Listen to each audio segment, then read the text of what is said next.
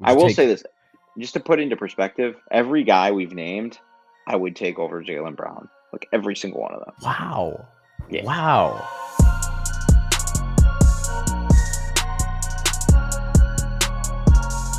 You want to talk about tweets, right? That have aged poorly. I had a tweet in November. I was watching, and Jalen Williams just looked so good in this game, and I was like, man, like he's pretty similar player to Jason Tatum, right? Like physically, similar profile, really versatile defender. Can create for himself and others, get to the rim, shaky shooter, but has that pull up game. I just said something like, because Jason Tatum was going. This is right around the time when Jason Tatum was doing the thing where he was like trying to imitate all of the all-time great moments in sports history. Yeah. And so I was like, and I'm not on TikTok or anything, so I don't know what's going on TikTok and You what don't Jalen need to Williams, be. yeah, and what Jalen Williams was doing on TikTok and stuff. So I just tweeted out, I'm like, Jalen Williams could be like a less corny version of Jason Tatum someday, right? That's all I said, okay? And so like that tweet just aged like spilled milk. Jalen Williams had that video of him like dancing with the other OKC players, and he just looked incredibly corny in it, like way more corny than Jason Tatum ever has.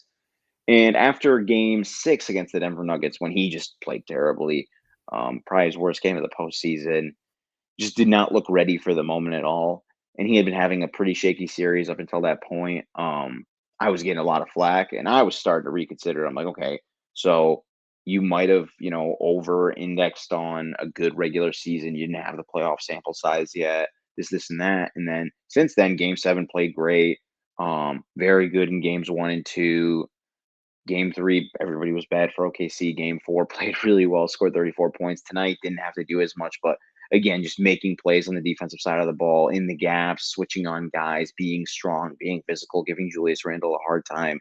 Like for me, he's a legit number 2 option on a championship team now, right? Like you could put him you could put him next to, I don't know, Giannis. If he's the second best player on that team, they could win a Mm. championship. You put him next to Jokic and he's your second best player, they could probably win a championship.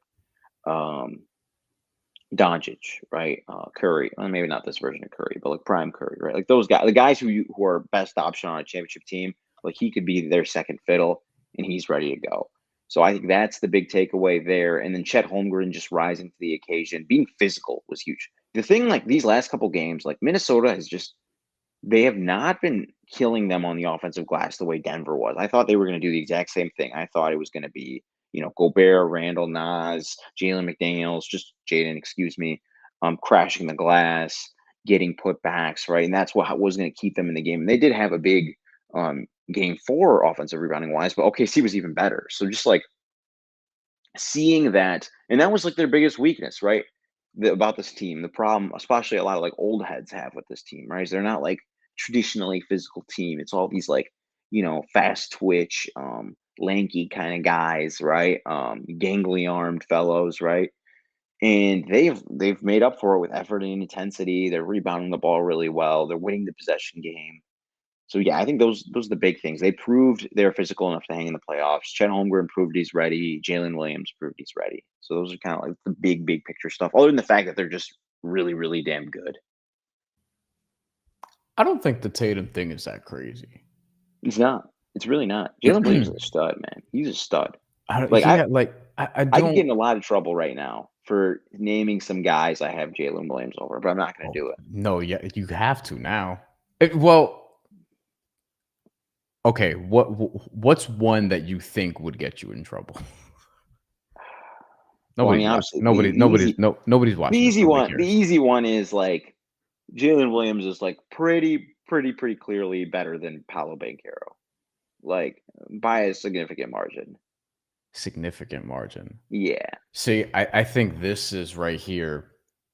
So this is one that would be debated because not by me necessarily. I think I'm with Mhm, you, but Paolo mhm. Banchero, I would still say he has a higher ceiling.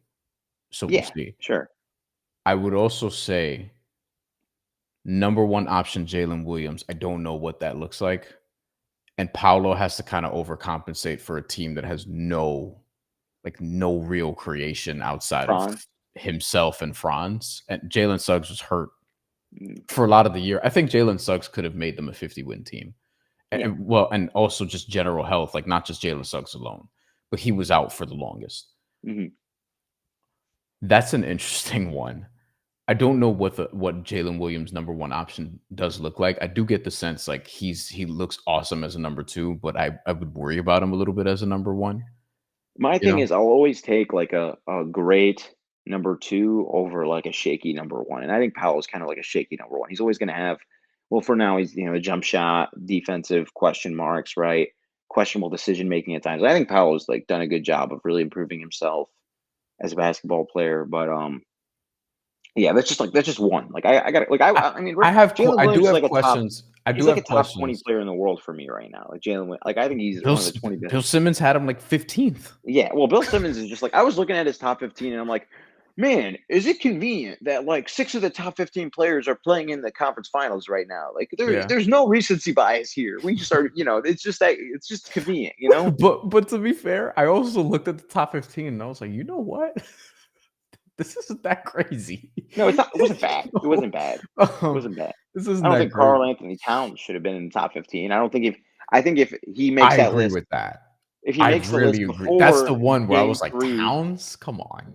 if he makes the list before game 3 against the Pacers, Towns is nowhere to be seen. But Towns, like, he has this incredible game 3, Towns actualized version, the guy we've always kind of wanted him to be. Then he's like, yeah, he's a top 15 player. My favorite Bill Simmons thing is like there was this one time a couple of years ago. This is before Jason Tatum really burst on to like, top 5, top 7 player in the world, like perennial all NBA guy, right? This is right when he's starting to get on the precipice, like he's like maybe like a borderline top 10 guy. And Bill Simmons is like, Jason Tatum's a top 5 guy for me. And Ryan Russell looks at him, he's like, dude, you got like 17 guys in your top 5 right now. And that was like an all-timer. Because that was the thing is the thing with Bill, like it's not so much that he's just like wrong about stuff. It's just so much that he resembles like the casual basketball fan, right? Like the guy who like watches, never see him have a notebook and a pencil and never see him clipping stuff or spending time on cleaning the glass. He loves the game, but like doesn't ever actually like put it relative to everything else. You know what I mean? Like it's just kind of like this guy is an all-star. This guy's an all-star. And then you end up with like 42 all-stars where it's like not everybody can be an all-star, unfortunately. As much talent as we have, as many beautiful players as there are, yeah, it's not possible. I don't think it's that, but I like Bill, so we don't have to get into the whole Bill I conversation. love Bill. He's one of the reasons I do what I do. So I mean, I think he's influenced a lot of people. Let me go back to Jalen Williams. yeah, good call, good call. Would you take him over Cade Cunningham right now? I have a very nice relationship with the Pistons PR department. So just say no. It's just, you could just say no. It's fine. I wouldn't take Cade over Jalen Williams. I'm not saying would that not take Cade over Jalen Williams. I'm not saying that Cade's worse than Jalen Williams. Okay. I'm just saying I wouldn't take him. Would you take Jalen Williams over karl-Anthony Towns as a number 2 option? No. Just the defensive versatility. He can't get hunted and stuff.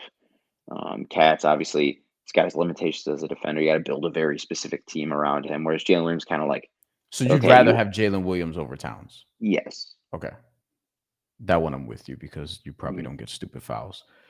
Would you take Jalen Williams over this version of Kawhi Leonard? No. That's interesting.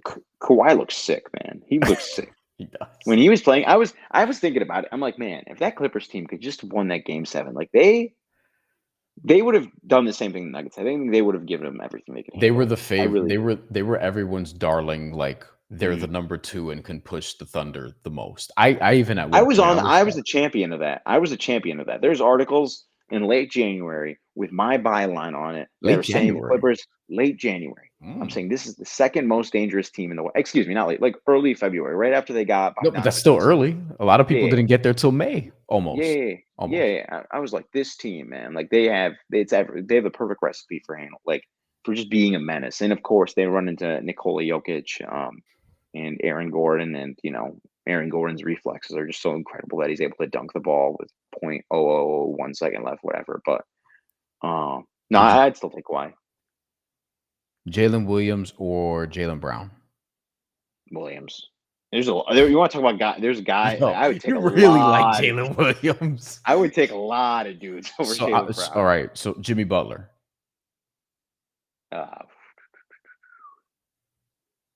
Current Jimmy Butler. I'm gonna go Jalen Williams. Okay, I agree. I would have gone. Close though. I would have gone Jimmy Butler pre lost my joy, pre I'm gonna tank. Oh yeah. No, I wish we could have. He's also older now, so I wish we could have seen Jimmy Butler without Curry, and no glute injury. I want to know how much that was affecting him.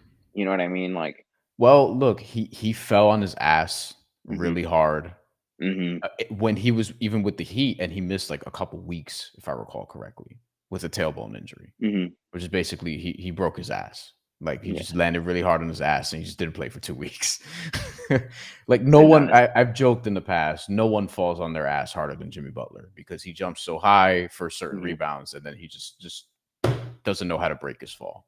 You know, he has no WWE training. Would you take Jalen Williams or Jaren Jackson Jr.? Jalen Williams. I love Jaren Jackson Jr. Yeah.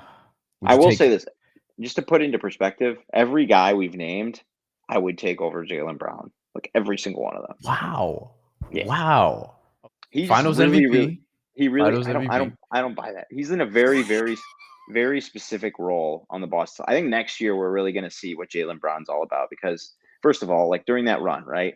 It's like, other than the Knicks, okay, their opponents the last 6 playoff series they played in, right?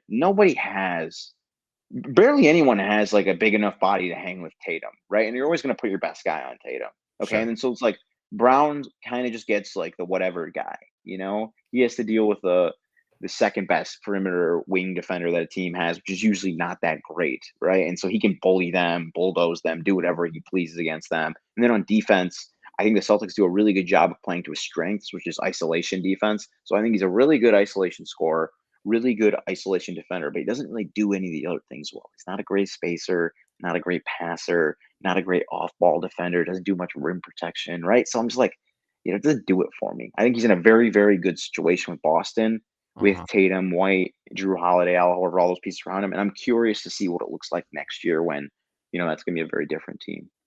If I were a bored, lacking nuance, have nothing else better to do all day YouTube commenter, I would ask you, what's the difference between him and Jalen Williams playing next to SGA while on the Oklahoma City Thunder defense?